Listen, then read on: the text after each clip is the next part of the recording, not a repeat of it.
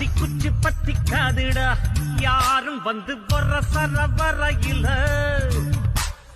அம்பு தும்பு வச்சிக்காதடா யாரும் வந்த புசு புற வரையில ஈர்க்குச்சியாய் இல்லாம நீ தீக்குச்சியாய் இருடா உள்ளே ஒரு உஷ்ணம் வந்தா உன் வாழ்வில் வெளிச்சம் வரும் மனசு உடுத்தின கவல துணி எடுத்து அவள் தெரியதற்கு நீ இருக்கும் கண்ணீர்